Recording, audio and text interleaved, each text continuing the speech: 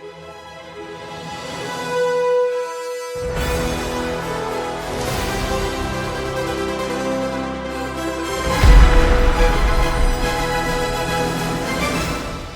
is James Mathers for the Digital Cinema Society at Cine Gear Expo 2024. I'm here with cinematographer Jameson Brooks. He's representing Godox, and he's going to tell us about the new products from Godox. Yeah, well, thank you for having me.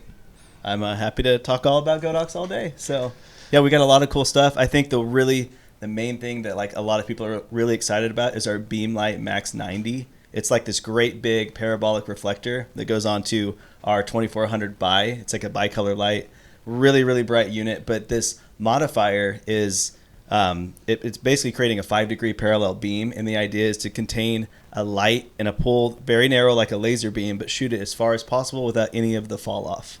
So we want to project that light, 3 football fields, maybe a mile away without any of the fall off. And so whenever you pair that with like maybe some cine reflectors, you want to bounce light around your environment, you can just do a lot of stuff. There's a lot of practical uses with it for a very, very large space. Yeah, you're cutting through smoke. Yeah, essentially. Interior probably volumetric lighting. Yeah, so the light beams, I love light beams. I try to incorporate them in everything. So if you're using atmosphere, it's that Spielberg effect, right? Everyone's always still after that Spielberg effect. So love the light beams. Yeah, and I know that you're doing something with virtual production. Yes. So we're just doing workshops. We did some virtual production. We have a new app called the KNOWLED app, and it's basically an iPad or Android tablet app, and we have everything in a diagram that's like laid out. It's really easy to understand. And what's cool about this app is that you can use any other manufacturer with this app. So not just Godox lights, you can use any other brand as long as it has a CRMX signal or an Ethernet signal. You can get signal from that. It talks to the app, and then you can control everything with wireless DMX on your set. So in the virtual production world, we're always bringing in different lights, trying to match what our LED volume is putting up on that back screen. So we're trying to use that as our motivated light, and we're trying to interact almost like in real time with that screen to make it look as believable as possible. So we have some of our panel lights, P300R and P600R, and we also have some tube lights called the TP4R and TP8R. And those are our pixel mapping functions. So we're doing things like light mapping. So like if we're doing like a motorcycle scene, and we want to for instance in our booth we have a motorcycle scene where there's like a video game world behind our talent as she's riding the motorcycle. So we're able to replicate the background of the video game, the colors and the intensity, everything. And we can do it live, or we can actually do it with the video itself by putting it into the app. Yeah. So when a bright light goes by, it's seamlessly integrated into it, so it's even more believable within the scene, tricks the camera into making you think you're looking at something as it really happens. Yeah, that's terrific. And a whole line of lights, right? Just we have panel lights, everything. We have an entire ecosystem. Huge booth. Yeah, entire ecosystem. We've got everything for, beginners all the way up to the pros, up until, master class. Some amazing cinematographers that we have here. I've got to talk to a lot of really cool people so far, so...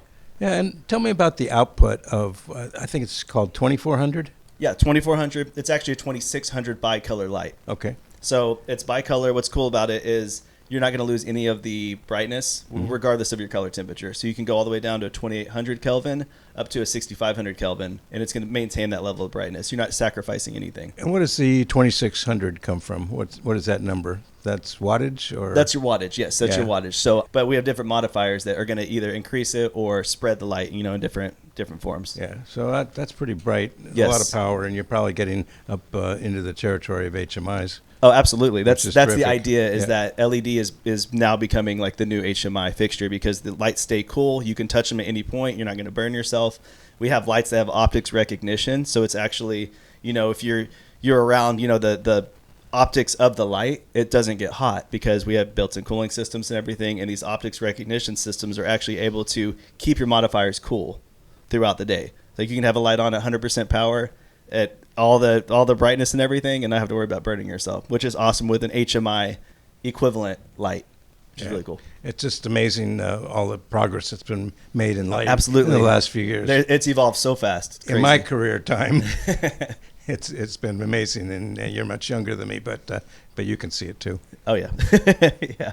No, it's really cool. Just the past 2 or 3 years, it has evolved I mean, with everybody, just our entire industry. It's just there's always something exciting coming around. You know, every few months, I feel like there's always something different. So we try to be on the forefront of that and try to just give filmmakers what, you know, where we're headed or where the industry is headed and what we think is going to be next. And we try to do our best with bringing them tools that they can use. All right. Thank you so much, Jameson. Thank you.